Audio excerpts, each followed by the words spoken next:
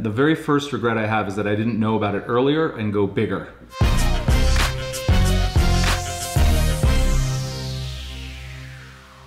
All right, guys, welcome back to the VIP Financial Ed channel. Matthew here, sitting with Richard Fertig from Short Term Rentals University. Short Term Rental STR University is the channel name.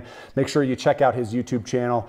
He went flying past 20,000 subscribers already, and the content is remarkable. If you guys have ever had any curiosity about how to break free of that standardized long-term landlording or fixing and flipping, these markets are tough right now to be a buyer. So we're looking for alternative ways of really seeing substantial cash flow. I mean, I'm talking cash flow that can be life-changing, not 500, 1,000 per month, right? We're talking multiple thousands, maybe even 5 digits or better on even just one property. This rental that we're sitting in right now, I just closed on, we're looking at getting an average throughout the year of somewhere in the proximity of 11,000 per month, which is unbelievable to me. As a long-term landlord myself, these numbers are absurd. I'm very excited. I'm also a little skeptical. I'm sure that I'm going to be experiencing some of the downsides of this that, you know, I'm just so new to it that I don't foresee yet. But that's why I bring in people like Richard to come in and help mentor and coach me through this stuff.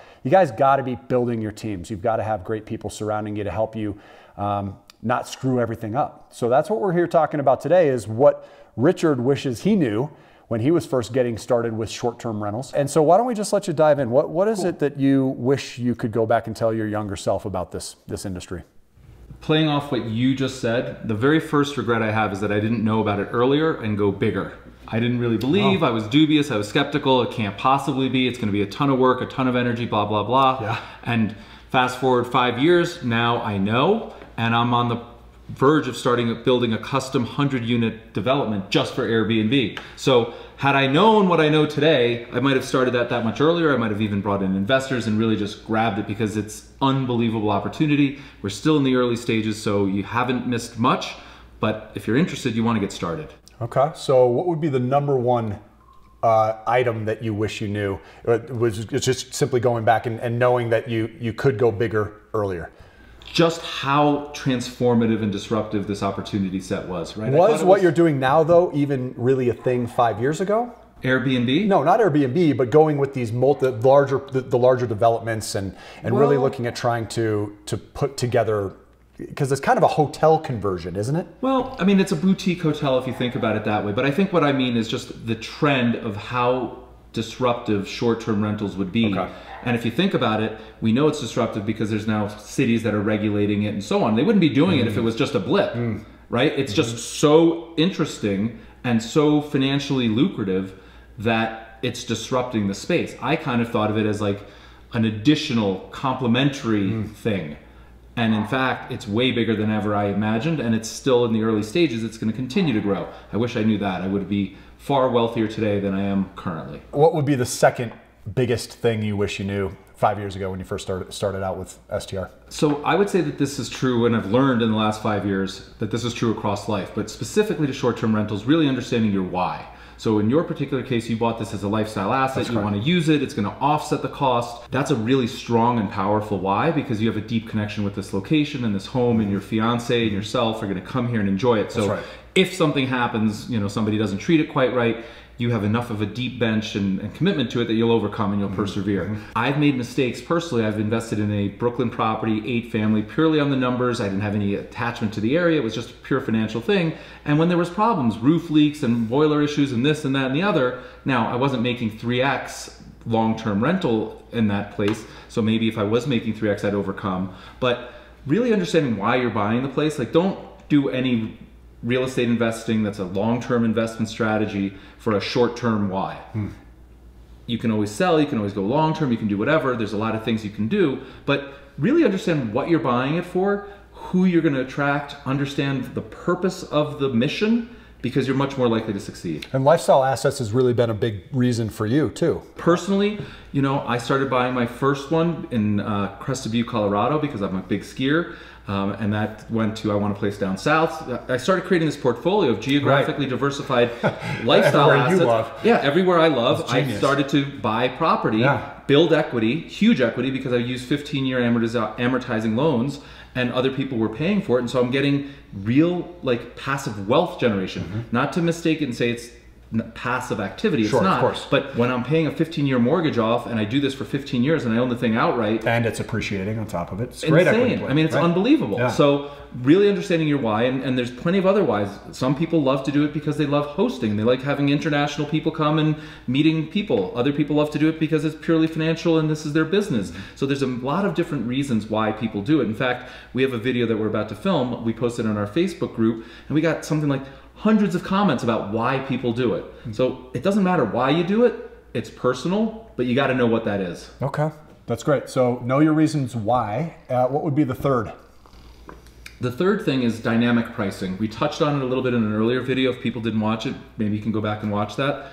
But it is such a game changer in terms of profitability. It allows me to have less wear and tear on my property, more vacancy, I can use it more and be more profitable. And that was a concept I hadn't thought of before a few hours ago when Richard was first introducing me to the idea that vacancy can actually be a good thing, right?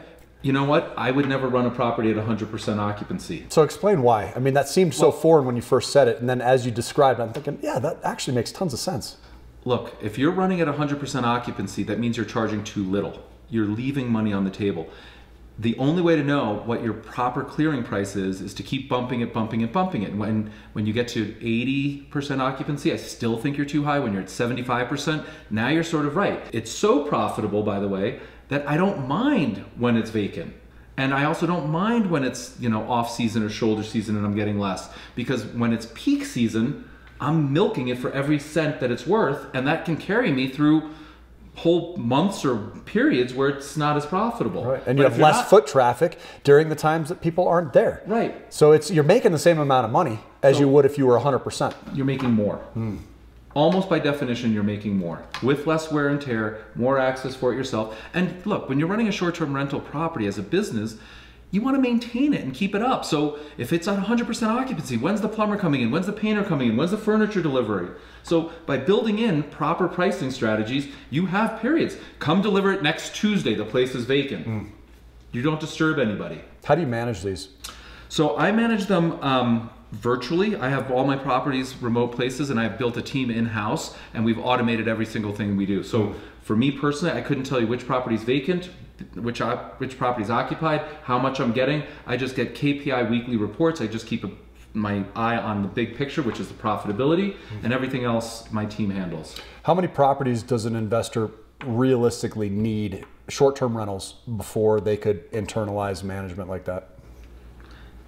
Not many. I mean, probably just a few, right? Yeah. I mean, if you have a secretary of work, if you have a virtual assistant that helps you with anything, it's really not that much work. Yeah. Once you systematize it all, and that's sort of what we teach, here's some templates, here's how you respond, here's how you do this. And you know, what newbies tend to do is they get really involved in the one-off requests, like, oh my, somebody wants to check in early and they've got this request, and can systematize everything. You're running a business. Try walking into a grocery store and giving them your hardship story about how you need them to stay open 8 minutes late, you want to drop off the luggage before, and you're going to bring the cart over. They're going to look at you like you're crazy. Like, no, this is our business. Come and shop. Right. So even though it's hospitality focused, you have to run a business. And that's one of the things that we spend a lot of time on is it's a business. Hospitality is not giving away everything or bending over backwards or answering calls and phone, email like constantly. That's not hospitality. Hospitality is making somebody feel welcome and anticipating their needs in advance so they don't need to reach out to you. Wow, that's so sharp. Because I'm sitting here looking at it, this one property is expected to average somewhere around $11,000 a month. Now, this was before me, you know, even being really thinking about dynamic pricing, so there's a possibility that that could even be higher. Right.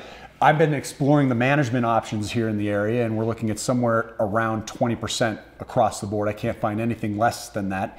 20% of $11,000 leaves a lot of money there for potentially internalizing something almost immediately. Absolutely. Right? I mean, I could bring someone in for a couple $1,000 a month, right? Totally. And they could work exclusively for me. Absolutely.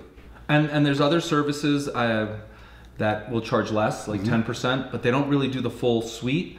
We're in the process right now of developing a service where we'll handle it for people. So if anybody wants help, we'd be happy to help. But the reality of it is it's so profitable that even at 20%, you should do it.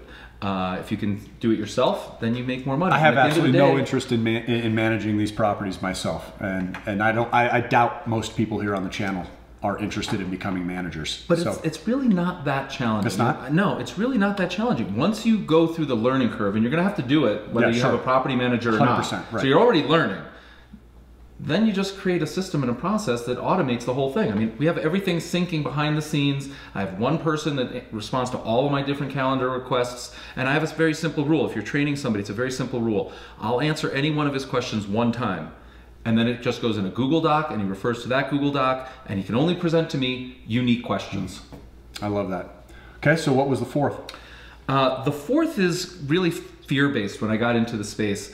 I, like many people, said, oh, this is such a prime period and I only want a weekly rental or a 4-night minimum or a 3-night minimum. I'm worried about somebody taking all of my weekends, right? And then it's vacant 5 days a week. Well, no. The right way to do it is to go to a 1-night minimum. If you can't do a 1-night minimum because turnover is challenging or your cleaning team is challenging, then go to 2-night minimum. But the reason that that's so key is that you will have pockets that are between guests that are open. And if you have too long a minimum, somebody can't stay there. That's true. But if you have a 3-night vacancy and somebody's coming in to go look at a wedding venue, and so they don't need 3 or 4 nights, they just need 1 or 2, that's just profit, right? So $500 or $600 times 2 is $1,200 a month. This place probably rents for $3,000 to $4,000 long term. By just having your window open for that one person to come in and swoop in for 2 days, you just need 25% of a month. Yeah, yeah. You know, I was a little bit skeptical. I've been hesitant about, you know, nightly 1-night minimums. 2-night I've been feeling fairly confident about. But it's good to hear you say that. And you brought up some good points regarding pets and allowing animals to come in as well, which is something that we've been reconsidering too. We're like, oh, do we really want the wear and tear of the animals?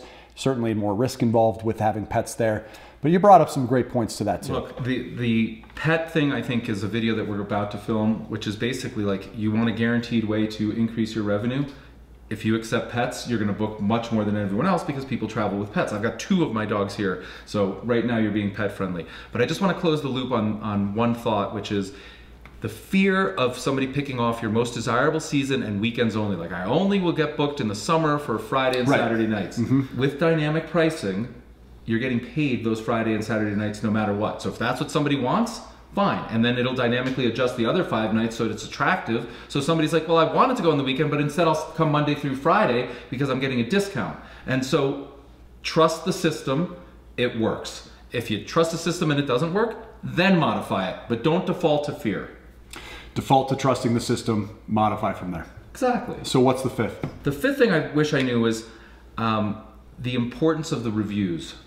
I kind of knew it 4 or 5 years ago, but I didn't realize how much trust people would place in it. Now we review everything, right? Uber drivers and your homes. If you get off to a bad start on this, it hurts you like maybe forever. Yeah, how do you avoid misstepping into negative reviews whereby you can't recover from that? Because those are there permanently, right? I mean, you can't, there's no statute for these reviews where eventually they fall off. You end up with bad reviews early, you could have a tough time recovering. Very hard time, because the competition is much more than it was 4 or 5 years ago when I started, right? I could make some mistakes and people gave me leeway. Here's the other thing. Guests now stay at Airbnbs much more. So you're being compared to their last Airbnb experience. So the standards are even higher. No doubt. Your rates are higher. Everyone's doing better, but now people expect more. So the challenge for a host is to keep that level of service, and when you're starting, how do you deliver that? And you know, it's going to be a shameless plug, but get educated, whether it's on my channel or any other channel, or read a book. There's very simple principles. Anyone can do it. The biggest mistakes I find people make is they don't comprehend what hosting means, and they don't comprehend what hospitality means. And so it's kind of like, if somebody's really communicative with you, you need to be responsive in real time and as fast as possible. If somebody's not really responding to you, you don't want to interrupt them. Maybe they're really busy. These things you get educated with. You want to anticipate all of their needs before they come in. And so what I mean by that is make sure that your check-in process is spotless. If they have difficulty finding the place, and that's one thing that we're going to cover in your place. Like if it's hard to get to, if it's pitch black, if the lock is hard to open, if there's no lights on, if there's no places to plug in chargers, if the television doesn't work, like all the things that people expect to work. You're an entrepreneur, it's got to be spotless. You're charging $500 or $600 a night. 4 years ago, you could get away with some oopsies. Today, it's got to be spot on. Yeah, expectations are so much higher, right? Absolutely. I mean, if somebody experiences such great short-term rentals and then comes to yours and those little oopsies interfere with the quality of their stay, they're going to let the world know. Right. And now, you know, just to prepare people, there are some people that haven't really stayed at Airbnbs. A lot of them, they're coming more and more, right? It's a bigger platform and they don't know. So I just had a guest in my Jackson Hole property who was messaging me and he said, hey, you don't have a hot tub in the building. And I said, no, we never claimed to. So you just got to roll with these punches, but you have to keep your A game going. You want to get the 5-star review. It's super critical. Like the most important thing when you're launching your Airbnb business, and that's what it is get 5-star reviews, and we teach people how to do just that. We have a whole like system and methodology. It's really not that hard, but you don't want to like just fumble out of the gate because it could be detrimental to your entire future, and then you might just quit and go back to long-term and you're leaving this unbelievable opportunity to someone else. Yeah. Setting proper expectations, great communication, excellent check-in process. All of those things are going to be just hospitality. Just hospitality. Delight people. Yeah. Leave them a little handwritten note. It costs you nothing. Go into your flower garden, cut a couple of flowers, leave them a handwritten note, say, we're so delighted you're here. Yeah. You don't even get that in a hotel. Bottle of wine. What happens with liabilities on things like that? Let's say you leave a bottle of wine. Can that become an issue for you? I mean, alcohol. It can become an issue, and it's, you know, a touchy subject. You don't know who's checking in or what their ages are, or maybe like their kids are coming first and the parents are coming later. So I'm not a big advocate of, even though it's really nice and generous and we mean well, you're running a business. You know, would you leave a bottle of scotch in your conference room and just walk out and see what happens? Probably not. Yeah, because we had been tossing around the idea of a kegerator. We thought that would be fun, but yeah, kids could get into that, and you know, somebody could drink and drive. I just don't want to be on the hook. No, look, you're running a business, so what I advocate for is long-term sustainability, being responsible, having the proper regulatory environment, compliance, legal, like all these things. It's a business. You do that, you can run this thing out for the 15-year mortgage term or 30-year mortgage term. You can own it outright. You start to do some things that have potential downside, and you might get unlucky and find that downside. Right, so this is a bit off topic, I realize, but I did have one question that's been continuing to come up with in my mind, and I'm curious about video cameras. I'd love to put exterior video cameras on this property. We're really secluded for safety and security reasons. I just want to have monitoring of the property. How does that interfere with what we want to do from a short-term rental standpoint? Are they allowed? Yes, they are allowed, and I think it's a really good idea if it makes you feel more comfortable, right? At the end of the day, this is about your personal preferences, and I just want to underscore something that Matt highlighted, but it's really important. Exterior only. Like, I do not advocate interior. I don't care if it's just your dining room table or the kitchen. No one's going to be comfortable in that environment, because if you have one somewhere, where else might you have it? And again, we're responsible owners and hospitable hosts, and that's just spying on people is just wrong, right? So exterior only is totally fine. I highly recommend that you disclose it in the listing. This is all about truth, transparency, and hospitality. If someone doesn't tell you something, the trust is broken, you're gonna get bad reviews, and their whole stay could be bad. Like, ooh, I'm wigged out. And so you don't wanna do that. If you disclose it in the listing, I think it's perfectly appropriate. But I wanna warn you, we have a Facebook group if you wanna come and hang out, Short-Term Rental University group on Facebook, 12,000 people that post questions like this all the time. And then you get not only Richard's opinion, but 100 other people, and some will say yes, some will say no, and you can decide for yourself. But it's a great free, group community. Wonderful. But one of the things that we learn in that community is the tendency for new hosts to unwittingly spy on them. Like, let me see how many people checked in. Let me see how many cars are there, right? Like, you're nervous about it, and so you just go check in, and you don't mean to do anything. And then we see questions all the time, like, they told me there was only 6 people. I saw 10 people come in. What do I do now? How do I contact them? What do I do? And then people will say, well, maybe they're having a dinner party. Maybe they're not staying. Like, you don't want to. So if you have security cameras, use them for security. Don't use them to make sure that the right number of guests are coming in and that they're leaving and so on, because you're just going to drive yourself crazy and you're going to quit. If they're responsible people, they treat your home well, they leave you a nice 5-star review.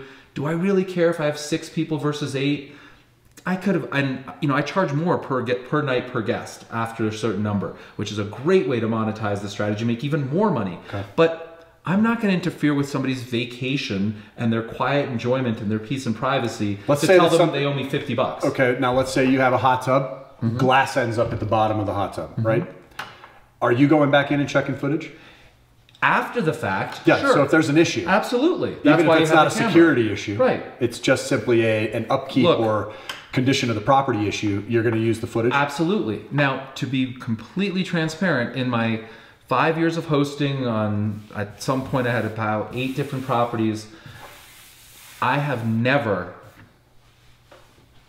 Yeah, I don't think I've ever taken a security deposit withdrawal from anybody. Wow, that's great. It's just a cost of doing business. Yeah. Somebody breaks a wine glass. Now, granted, if you have to empty the whole hot tub and there's a service fee, maybe you do that. Yeah, and that was just an example. That's not that extreme, really. But to me, it's kind of like I have a line item in my business for wear, tear, damage replacement, and as long as it's within a budget, I don't care. I don't need to go back, and it's not worth my time. Right. Great. Well, that's a tremendous list. Super, super helpful stuff, Richard. I really appreciate you being here. Thanks for having me here, man. Guys, again, love your place. Thank you so much. And we're going to bring you back when it's finally fully decorated. Cool. Come out here and stay with us anytime. And guys, like I said, he took 12 hours of his time driving here just to be on these videos to share this excellent content with you guys. I hope it's been helpful. Hopefully it's starting to challenge you guys to think a little bit less traditionally about getting involved in real estate. It seems like almost everybody I speak with from this channel wants to be involved in real estate in some capacity. So let's stop getting in our own way. Let's stop fighting for chump change. Let's get wealthy a lot more quickly by making a lot more money and having exactly the same liabilities as we would if we were trying to do a long-term rental. Frankly, the expenses are the same for me other than the furnishing, guys. The same. So let's try and make a lot more with the same cost. Because our cash flow is a lot better. And your enjoyment is much higher. Because I get to use it. Right. I mean, guys, we spent 2 hours hanging out in the hot tubs earlier in the hot springs. It is such a delight to have these lifestyle assets. And I hope you guys start to think about how you can monetize things you've always wanted in your life. We've been sitting here talking about buying a Polaris again all day. I can't get that thing off my mind for some reason. So before you know it, I'm sure I'll be driving around in one of those quads and we'll be showcasing that as well and making a lot of money doing it too. So guys, stay tuned for more episodes regarding short-term rentals. This is not going to be the last one, and it won't be the last time we have Richard here back joining us. So look for those videos. Until we see you on the next one, make it a great day. Take care. Thank you.